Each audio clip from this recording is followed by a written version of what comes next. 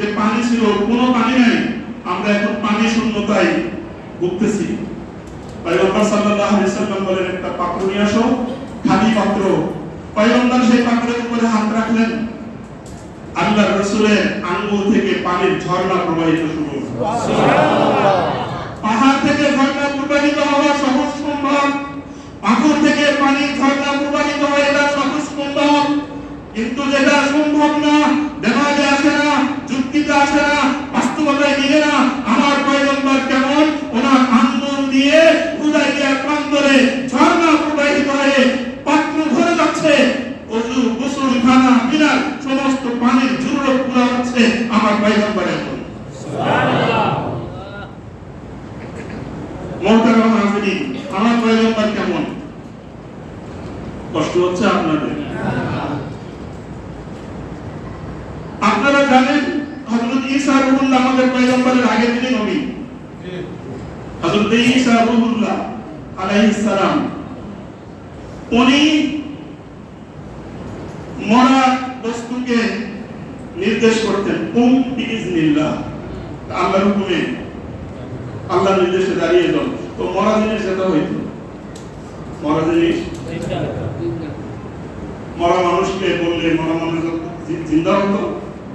হরিণকে, কোন ছাগলকে, কোন পশু মরা কুম বিইজনিল্লাহ বললে মরা ওই পশুটা জেতা হয়ে যেত। কিন্তু আপনি কি শুনছেন কোনদিন যে শক্ত শুকনা শক্ত পাথর কোনদিন জিন্দা হয়? শুনছেন না? পয়গম্বর মুহাম্মদ রাসূলুল্লাহর সামনে আবু জাহেল মুষ্টিবদ্ধ হাত নিয়ে জিজ্ঞেস করলো, হে মুহাম্মদ, আমার হাতের এই মুষ্টির মধ্যে কি? পয়গম্বর মুহাম্মদ রাসূলুল্লাহ বললেন না যে তোমার মুষ্টির মধ্যে কি, বরং আল্লাহর সাথে পয়গম্বরের একটা কানেকশন হয়ে গেল। পয়গম্বর চাইলেন এখানে একটা কিছু দেখে দেওয়া দরকার। তো ঈসা রূহুল্লাহ তো মরা মানুষকে, মরা পশুকে কুম বিইজনিল্লাহ বলে যেতে হয়তো মুহাম্মদ রাসূলুল্লাহ কারিশমা আর মুজিজা এমন দেখালেন, আবু জাহেলের হাতে শক্ত মরা পাথর জিন্দা হয়েছে, আর ওই মুষ্টিবদ্ধ হাত থেকে আওয়াজ আসতেছে, মরা পাথর জিন্দা হয়ে আওয়াজ দিতেছে, আশহাদু আল্লা ইলাহা ইল্লাল্লাহ ওয়া আশহাদু আন্না মুহাম্মাদার রাসূলুল্লাহ। আমার নবী, আমার নবী কেমন জানেন? এখন আমাদের এই যে স্মার্টফোন গুলি আছে না, অ্যান্ড্রয়েড স্মার্টফোন, এগুলি কিছু আছে ফিঙ্গার, এই আঙ্গুল দিয়ে চাপ দিলে খোলে। এখন আবার চোখ দিয়ে তাকাইলেও খুলে, ফিঙ্গার টাচ, আই টাচ, এগুলি সম্ভব মামুলি বিষয়। কিন্তু জানেন আমার পয়গম্বর কেমন? হাদিসের কিতাব পড়েন, হাদিসের কথা উল্টান। পয়গম্বর মুহাম্মদ রাসূলুল্লাহ সাল্লাল্লাহু আলাইহি ওয়াসাল্লাম যদি একটু মুস্কি হাসবেন তো জান্নাতের সব দরজাগুলি ঠাস ঠাস করে খুলে যায়। সুবহানাল্লাহ। হাসলে আপনার ফোন খুলবে না, আপনি হাসলে ঘরের দরজা খুলবে না, আমার প্রিন্সিপাল স্যারের কলেজের অফিসের দরজা খুলবে না। কিন্তু পয়গম্বর মুহাম্মদ রাসূলুল্লাহ কেমন? আপনি আমার রাসূল কেমন? উনি হাসলে জান্নাতের দরজা খুলে যায়। সুবহানাল্লাহ। অটো সিস্টেম মাওলা তার পয়গম্বরের শানে এটা করে দিয়েছে। আমার পয়গম্বর কেমন? আপনার পয়গম্বর কেমন?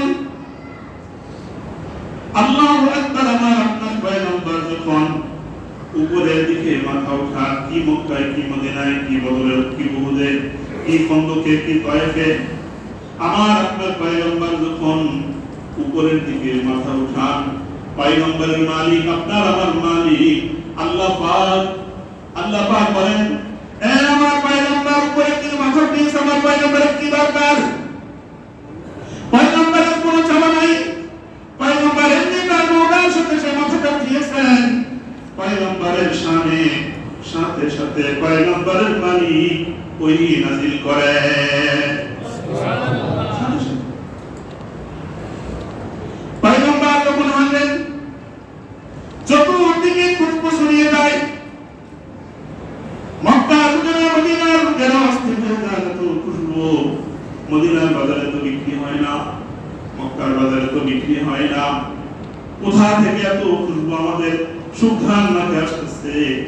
খুঁজে তালাশ করে সর্বশেষ যেটা ফলাফল আসে, দেখে এই সুঘ্রাণ কোনো মার্কেটে নাই, সুতরাং কেউ তো ব্যবহার করার প্রশ্নই ওঠে না। এরপরে যখন সুঘ্রাণ নাকে আসতেছে, তাকায় দেখো মুহাম্মদ নিশ্চয়ই এই রাস্তা দিয়ে যাচ্ছে। খুঁজে দেখা যায় ঠিক ওই পয়গম্বর রাস্তা দিয়ে হাঁটতেছেন। পুরা মক্কা মদিনার যেখান দিয়ে হাঁটেন খুশবু ছড়িয়ে যায়।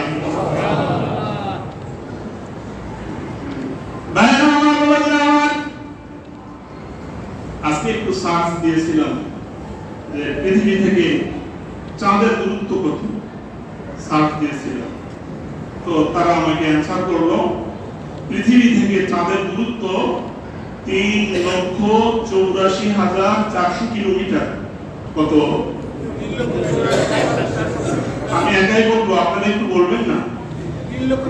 পৃথিবী থেকে চাঁদের দূরত্ব 3,84,000। আচ্ছা, এখানে একটু থাকেন, আর একটু একটা জিনিস বুঝাই। কিছুদিন আগে ইরান এবং ইসরায়েলের যুদ্ধ হলো না?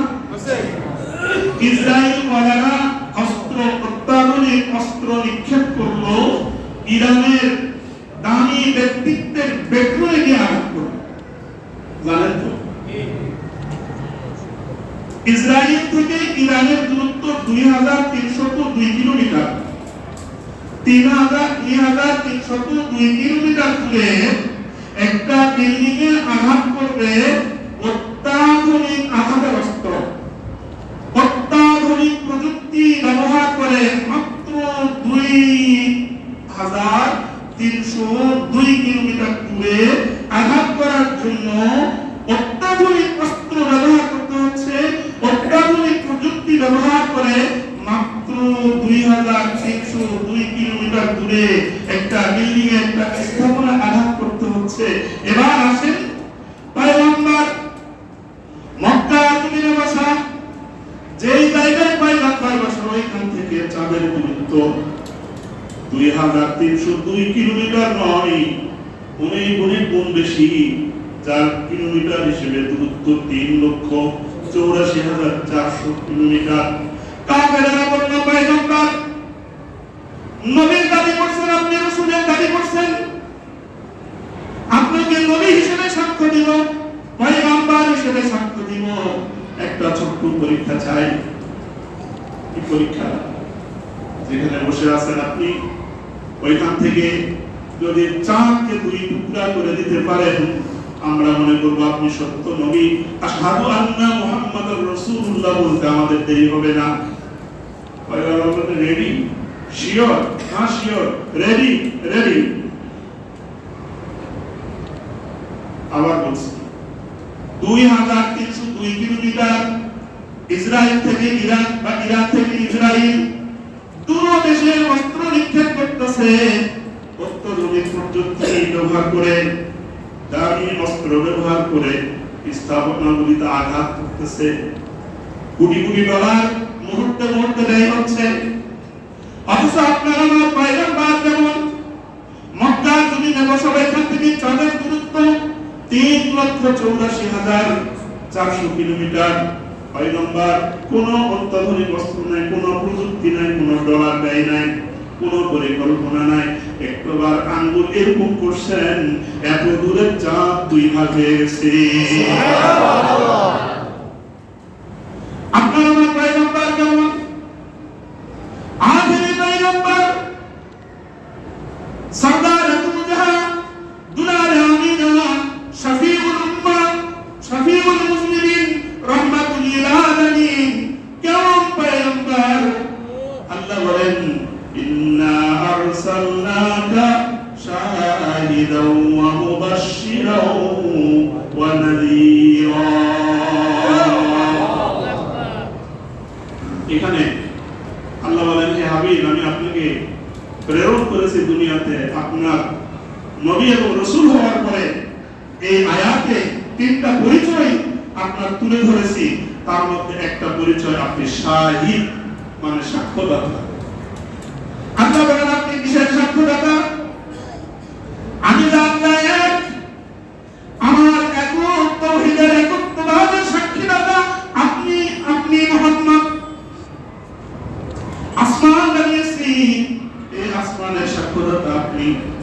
জমিন আমার সৃষ্টি জমিনের সাক্ষ্যদাতা আপনি। দুনিয়ার সমস্ত বিষয়ের সাক্ষ্য আপনি দিবেন, আমার উলুহিয়াতের সাক্ষী আপনি দিবেন, আমার রুবুবিয়্যাতের সাক্ষী আপনি দিবেন। এমনকি কিয়ামতের ময়দানে প্রয়োজন হবে শুধু আপনি নয়, আপনার উম্মত সহ অন্যান্য নবীদের ব্যাপারেও আপনাকে আপনার উম্মতকে সাক্ষী বানাবো। সুবহানাল্লাহ। মুহাম্মাদুর রাসূলুল্লাহ, মুহাম্মদ হাবিবুল্লাহ, মুহাম্মদ নবিয়ুল্লাহ, মুহাম্মদ শফিউল উম্মাহ। এত দামি নবী, এত দামি নবী, ওনার জীবনী, ওনার বর্ণাঢ্য জীবন, ওনার কর্মময় জীবন, ওনার বরকতময় জীবন উম্মতের জন্য আদর্শ, আপনার আমার জন্য আদর্শ, ব্যক্তিতে আদর্শ, পরিবারে আদর্শ, সমাজেও আদর্শ, রাষ্ট্রেও আদর্শ, আন্তর্জাতিক পরিমণ্ডলেও সব সময়, সবখানে, সব জায়গায়, সব ক্ষেত্রে, সকল বিষয়ে আল্লাহর কসম আপনার আমার নবীর জীবন আর সিরাত আপনার জন্য, গোটা দুনিয়াবাসীর জন্য আদর্শ।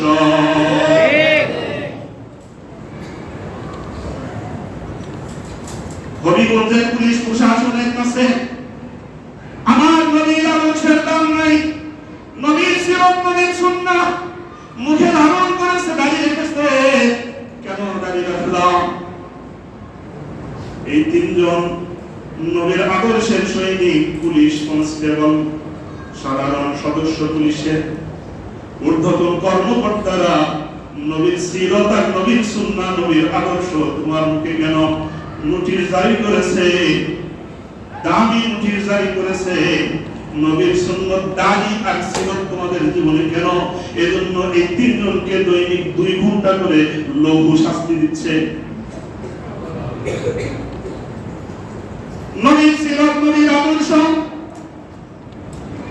পয়গম্বরের আদর্শ ধারণ করে আমার মেয়েরা, আমার বোনেরা হিজাব করেছে, ক্লাস থেকে তাদেরকে অপমান করে বের করে দিয়েছে। সহিহ মুসলিমের হাদিস, পয়গম্বর মুহাম্মদুর রাসূলুল্লাহ বলেন, লাউ তারাকতুম সুন্নাতা নাবিয়িকুম লা দালালতুম। উলামায়ে কেরাম তরজমা বুঝেছেন, আপনাদের জন্য তর্জমাটা করে দিই। পয়গম্বর বলেন, লাউ তারাকতুম সুন্নাতা নাবিয়িকুম লা দালালতুম।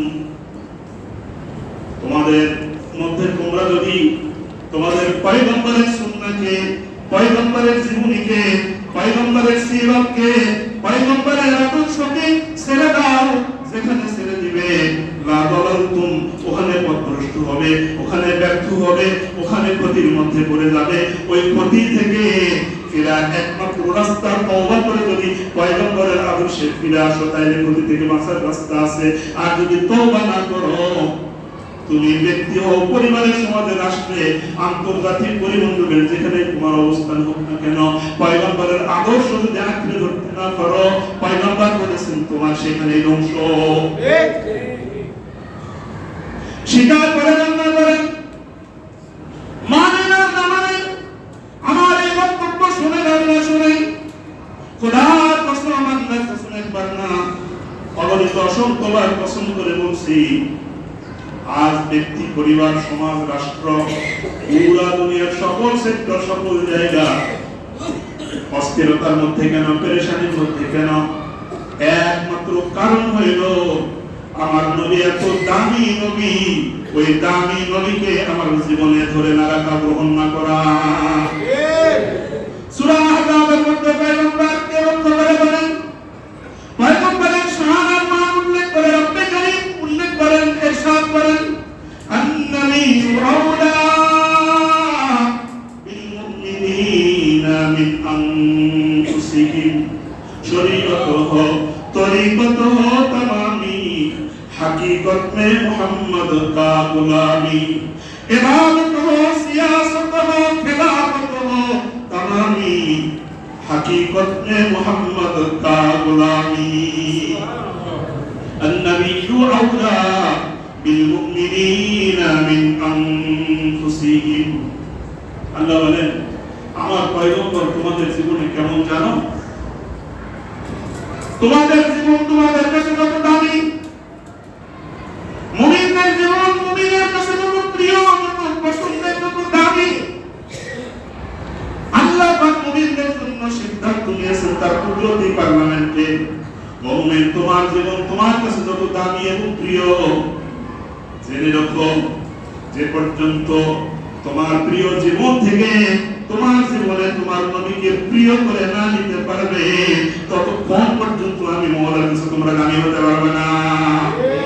ইশকে মাহবুবে খুদাই, ইশকে মাহবুবে খুদাই জিস দিল মে হাসিল नहीं लाखों मिन्हु मागर ईमान में कामिल नहीं। যতক্ষণ পর্যন্ত জীবনের সকল কিছু থেকে পয়গম্বরকে জীবনে আপন বানাতে না পারবো, লক্ষ্যবার মুহাম্মদুর রাসূলুল্লাহ বলবো, কিন্তু ঈমান কামেল হবে না।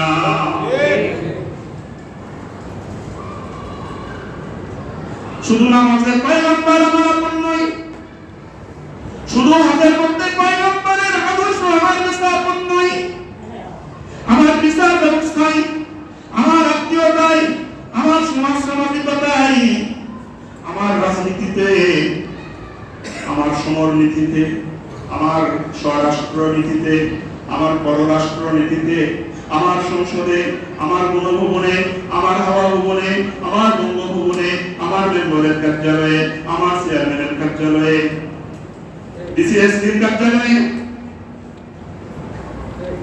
গরিবের কোণে ঘরে, ধনীর রাজপ্রাসাদে, আজুবে আজুবে, এদেশে ওদেশে, এ ভাষার ও ভাষার সকলের জন্য আমার নবীকে সকল জায়গায় উপরে রাখতে হবে। কেন? আমার নবীর জীবনকে, আমার নবীর সিরতকে, আমার নবীর হায়াতকে আল্লাহ পাক এত প্রায়োরিটি দিয়েছেন, এত গুরুত্ব দিয়েছেন, এত উপরে রেখেছেন। সূরা আল হিজরের ৭২ নম্বর আয়াত উল্লেখ করলে তর্জমা করে দিলে আপনি বুঝবেন।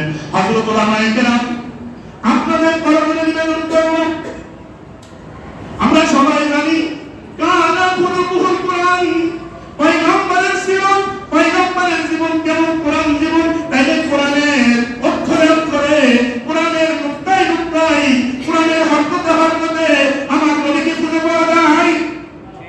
আল্লাহু আকবার। ঠিক বলবেন না? ঠিক। সামনে বছর ঠিক বলবেন। তাই যদি হয় আমার নবীর সিরাত, আমার নবীর আদর্শ, তার গুরুত্ব কি? এক কথায় ছোট্ট শব্দে রব্বে কারীম তুলে ধরেছে। আমার পয়গম্বরের দাবি, আমার পয়গম্বরের এত প্রয়োজন তোমার জীবনে।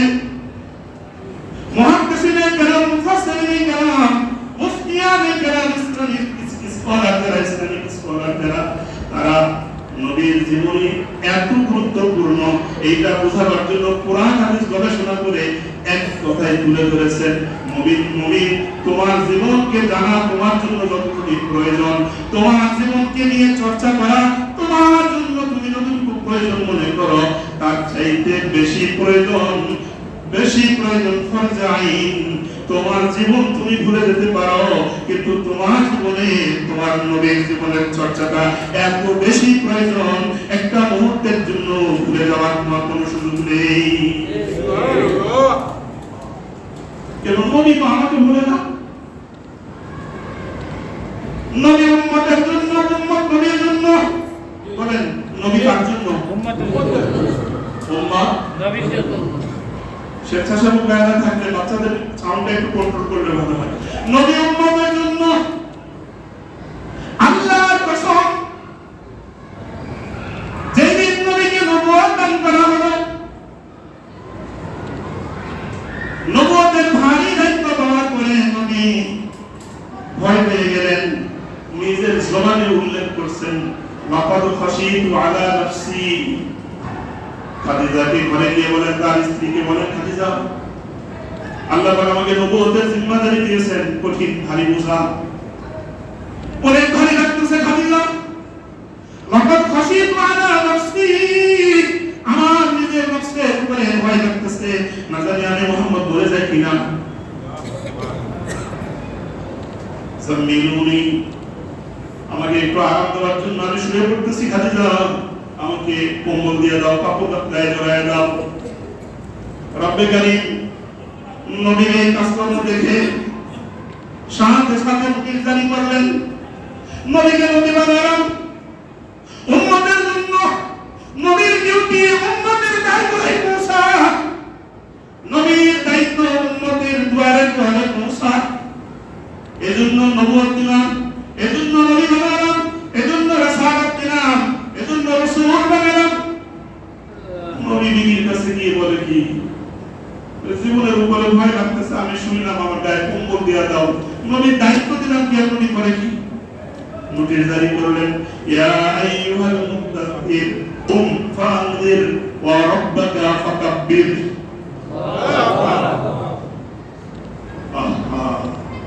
হযরতুল্লাহ বলেন, শুনুন, সূরা মুদাথথির করেন, এক একটা আয়াত করেন, তরজমা করে উলামায়ে কেরামের কাছে ব্যাখ্যা নেন, তাফসীরের কথাগুলি উল্লেখ করেন। ইয়া আইয়ুহাল মুদাথথির বলে আল্লাহ পাক পয়গম্বরকে ডাক দিয়েছেন, কত মায়া আছে, কত প্রেম আছে, কত ভালোবাসা আছে। ইয়া আইয়ুহাল মুদাথথির বলে আশিক আল্লাহ মাসুদ নবীকে মুদাথথির বলে ডাক দিয়েছেন। এখানে কি পরিমাণ প্রেমের দরিয়া আছে, একটু ডুব দেন, একটু ডুব দেন। কানা খুলুকুল কোরআন, নবীর জীবন কেমন, কোরআন এটা নবীর জীবন আর নবীর সিরাত, নবীর বর্ণাঢ্য কর্মময় জীবন, এর গুরুত্ব কি বুঝে আসতেছে না? যে কোরআনটা যেমন নবীর জীবনটাও তেমন। গ্লাসের সামনে দাঁড়াইলে যেমন আপনারা আপনি দেখতে পান, কোরআনের সামনে দাঁড়ান, কোরআন নিয়ে তাকান, কোরআনের দিকে তাকান, কোরআন দেন, মদিনা ওয়ালাকে দেখা হয়ে যাবে, মদিনা ওয়ালাকে দেখা হয়ে যাবে।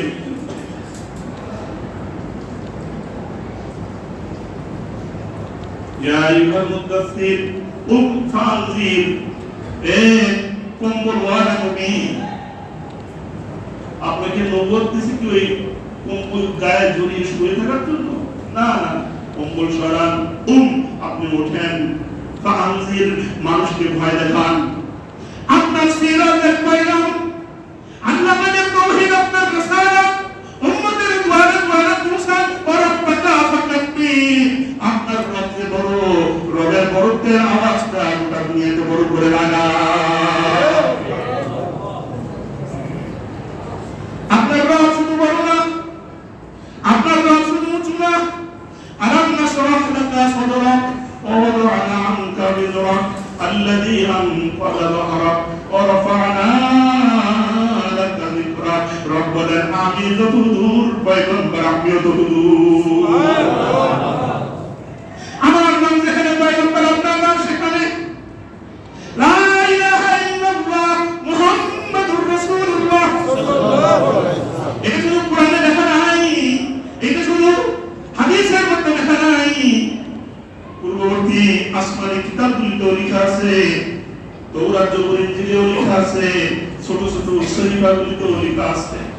আল্লাহ পাক তার নাম যেখানে নিয়ে আসছেন, খানিক পরে তার পয়গম্বরের নাম তওরাতেও বলছেন, ইনজিলেও বলছেন, জবুরেও বলছেন, শরীফাতেও বলছেন। শুধু তাই নয়, ইসলাম ধর্মের অন্যান্য নবীদের জমানায় আমার নবীর নামে যা আলোচনা হয়েছে, শুধু তা নয়, যারা ইসলামের দুশমন, ইসলাম মানে না, আল্লাহর তাওহীদের বিরুদ্ধে, আল্লাহর রাসূলের নবুয়ত আর রিসালাতের বিরুদ্ধে যারা অবস্থান নিয়েছে, ইসলামের দুশমন, তাদের কিতাবেও নবীর নাম লেখা আছে। লা ইলাহা হাকিবাতুন ইল্লা ইলাহা করুন কদম জন্ম বৈকুণ্ঠ কর অবিনতি তজবিনাম মুহাম্মদ।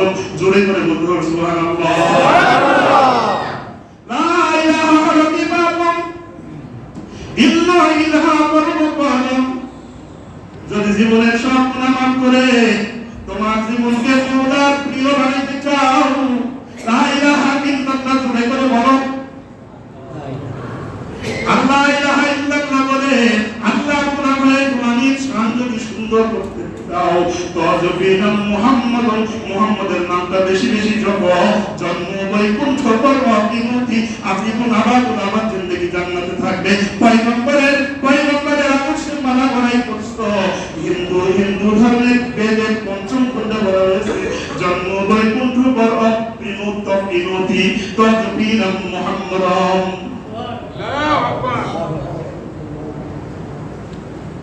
পয়গম্বর কম্বল সরালে মুখে মনে আছে তো সূরা মুদাসসির আল্লাহ পাক নবীর সিরাত বয়ান করছেন সূরা মুদাসসিরের। ওই যে উঠলেন নবী আর ভালো করে মন দেওয়ার পর্যন্ত শুইতে পারেন নাই। সূরা আন-নাসর শেষে বলেছেন ফাইদা ফারাগতা ফানসাব। নবীর সিরাত নবীর জীবনী কোরআন থেকে আলাদা এই কোরআন বিকৃতিবারের কোরআন। আমার নবীর সিরাতের গুরুত্ব, আমার নবীর বর্ণাঢ্যময় কর্মময় জীবনের গুরুত্ব আজকে কোরআন থেকে আমরা শুনতে চাই। বেশি বলবো কোরআন থেকে, হাদিস থেকে অল্প বলা হবে আজকে। আমার নবীর জীবন যেমন কোরআনেই নবী আসছে, কোরআন থেকে নবীর সিরাতকে আপনাদের সামনে অল্প সময়ের মধ্যে তুলে ধরতে চাই। শেষ পর্যন্ত শুনবেন তো ইনশাআল্লাহ। ফাইলা ফারাউতা ফানসার ওয়া ইলা রাব্বিকা ফারগাব। পয়গম্বর দাওয়াতের ময়দান থেকে ফিরে এসেছেন, পয়গম্বর তালিমের ময়দান থেকে আপনি ঘরে ফিরে এসেছেন, তাসকিয়ার ময়দান থেকে আপনি ঘরে ফিরেছেন, জিহাদের ময়দান থেকে আপনি ঘরে ফিরেছেন। শরীর ক্লান্ত, কাফেরেরা পাগল বলেছে আপনাকে, মিথ্যাবাদী বলেছে, জাদুকর বলেছে, থুথু দিয়েছে, ঢের দিয়েছে, পাথর দিয়েছে, আপনার শরীরকে কত বিক্ষত করেছে, আপনার মনকেও কত বিক্ষত করেছে। আমি জানি বালিশে বিছানায় একটু শুয়ে বালিশে মাথা লাগাইলে আপনার আরাম হবে পয়গম্বর, আমি জানি, কিন্তু না, এই মুহূর্তে আপনার শোয়ার জিম্মাদারি নাই। ফাইদা ফারাগতা ফানসাব ওয়া ইলা রাব্বিকা ফারগাব। দাওয়াত থেকে আসছেন, তালিম থেকে আসছেন, জিহাদের ময়দান থেকে আসছেন, তাসকিয়ার ময়দান থেকে ঘরে আসছেন। ক্লান্ত শরীর নিয়ে শুনে আমি জানি শুনলে আরাম লাগবে, কিন্তু শুইলে উম্মতের কি হবে? আপনি তো উম্মতের জন্য কি করতে হবে? ওয়া ইলা রাব্বিকা ফারগাব। সারাদিন যে উম্মতকে আল্লাহর দিকে ডাকছেন, ওই উম্মতের জন্য আল্লাহকে একটু ডাকেন। আল্লাহ সারাদিন যে উম্মতের হেদায়েতের জন্য মেহনত করছি, আল্লাহ আপনি হেদায়েতের মালিক, তাদেরকে হেদায়েত দিয়ে দেন। সুবহানাল্লাহ। ইয়া আইয়ুহাল মুযাম্মিল কুমিল লাইলা ইল্লা কালিলা। একটা করে আয়াত পড়তে থাকেন, সামনে যান। আল্লাহ প্রত্যেকটা আয়াতে আমার নবীর সিরাতকে বলছেন, যার সিরাত এত গুরুত্বপূর্ণ। কোরআনের আয়াতে আল্লাহ বয়ান করেছেন। আর কোথায় আছে? ইয়াসিন ওয়াল কুরআনিল হাকীম, ইয়াসিন ওয়াল কুরআনিল হাকীম ইন্নাকা লামিনাল মুরসালিন আলা সিরাতিন মুস্তাকিম তানজিলাল আজিজির রহিম।